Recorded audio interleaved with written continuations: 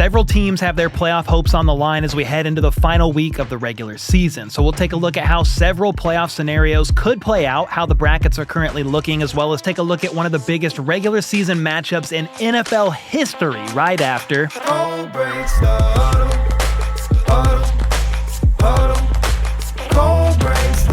All right, before we talk playoffs and preview some of this week's games that have the most riding on them, the Pro Bowl teams were recently revealed, and here's a quick few takeaways. The Ravens had the most players selected in the league with 9, then the Lions had the second most with 7. The Vikings and Eagles both had 6 players get selected, then the Chiefs and somehow the Cowboys each had 5. And in case you're wondering, the Dolphins, Jets, Titans and Saints were the only teams to not have a single player selected. Travis Kelce led all players in fan voting, which is really no surprise, but it's now his 10th consecutive Pro Bowl selection, which is pretty impressive. That has Kelce actually tied for second only with Aaron Rodgers among all active players, with Trent Williams upping them both by 1, having 11. Next up, there is a lot at stake for several teams as we head into the regular season finale. That is Week 18. So let's look at the current playoff picture plus some of the games from the weekend that have the most riding on them, starting with the AFC. The Chiefs already have the 1 seed locked up, while the Bills and Texans already have the 2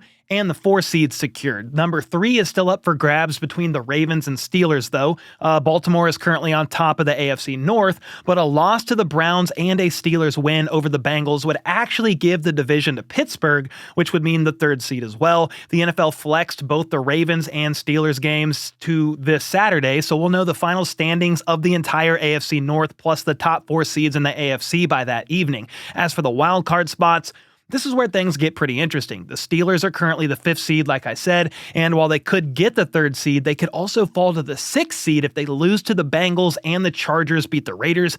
That honestly has a pretty good shot at happening. The Steelers have dropped 3 straight, albeit to some of the best teams in the league, while the Bengals have rattled off 4 straight wins and are desperate for a playoff berth with Joe Burrow and Jamar Chase going scorched earth.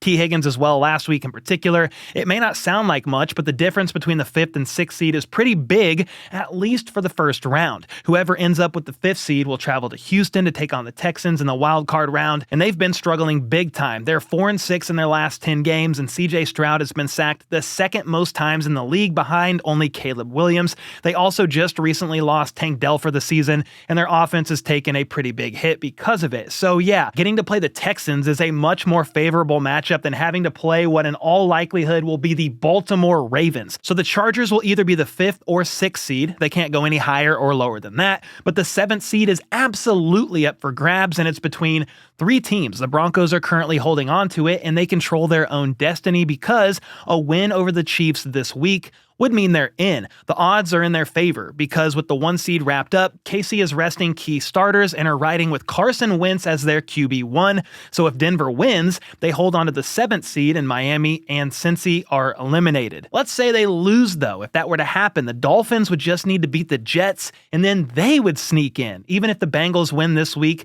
the Dolphins would have the better conference record, so they would get in over the Bengals. That means for Cincinnati to make it, they would first need to beat the Steelers on Saturday, and then have the Broncos lose to the Chiefs and the Dolphins lose to the Jets.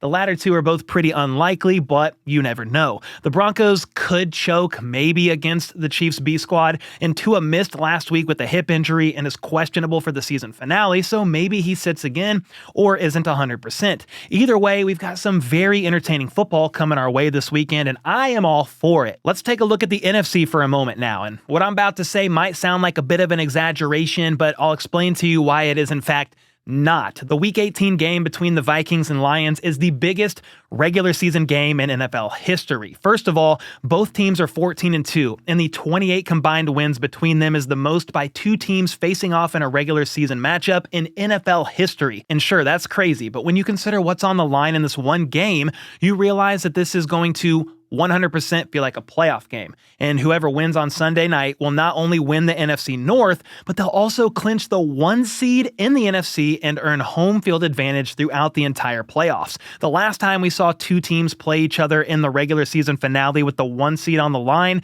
was over 30 years ago, back in 1993, when the Cowboys beat the Giants. So yeah, one team will win the 1 seed and become the 9th team in NFL history to finish with 15 or more wins, while the loser will become the 5th seed and break the NFL record for most wins by a wild card team with 14. The last time these two teams faced each other was all the way back in Week 7, and it was an absolute banger. The Lions put together a game-winning drive in the final minutes, with Jake Bates hitting a field goal to win it 31-29. We should be in for another close, high-scoring game this time around as well. The Lions' defense has been decimated by injury, and they've allowed 30 points per game over the last 5. Meanwhile, the Vikings are red hot, having won 9 games in a row while putting up nearly 30 points per game in their last 6. The Lions' offense is still the Lions' offense, though. They're number 1 on the season in terms of points per game, second in yards as well. David Montgomery has been out since Week 15 with an MCL injury, but Jahmyr Gibbs has been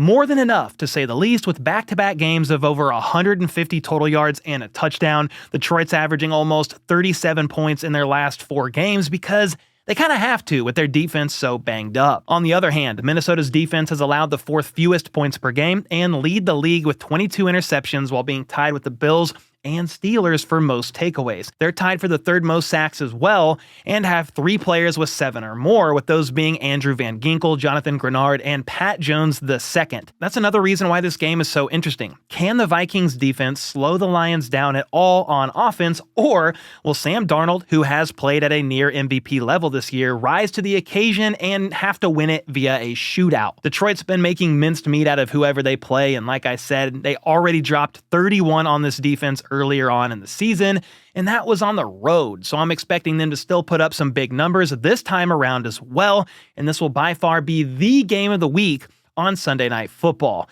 Let's talk about the rest of this NFC bracket, though. The Eagles have already secured the number 2 seed, and sadly, Nick Sirianni has made the decision to rest Saquon Barkley against the Giants this week, despite being just 101 Dalmatians away from breaking the single-season rushing record. Saquon himself said he's at peace with the decision, and yes, it does make sense to ensure your best player is healthy heading into the playoffs, and is definitely the right move. But it would have been poetic for Saquon Barkley to beat the single-season rushing record against his former team.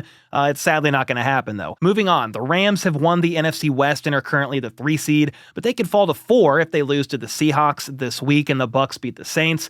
And I was a little surprised by this, but Sean McVay said he's leaning in the direction of resting most of their starters, even though if they do that, there's a decent chance they fall to the 4th seed and have to play either the Lions or Vikings in round 1. Sean McVay must just think that resting people now is more important than who they play next week in the wild card round. Now, Tampa has a few different scenarios that could play out for them this weekend. If they beat the Saints, which they should do in theory, they'll win the NFC South and clinch either the 3rd or 4th seed. If the Rams lose, they would get the 3 seed, but if the Rams win, they would get the 4. And there's a world where the Bucs miss the playoffs entirely, though that's pretty unlikely. They would need to lose to the Saints and have the Falcons beat the Panthers. I just don't see the Bucs losing to the 5-11 Saints with the playoffs on the line, but I also didn't expect them to lose to the Cowboys a couple weeks ago, so who freaking knows? The 5th seed will then be the loser of the Vikings and Lions game, as we've already discussed, and the 6th and 7th seed will be the Commanders and Packers. Washington currently holds the number 6 seed, though they could flip-flop with Green Bay if they lose to the Cowboys,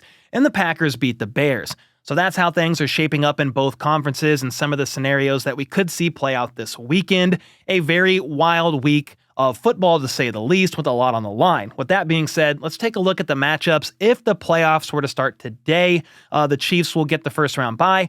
Bills would host the Broncos, the Ravens would host the Chargers, and the Texans would host the Steelers.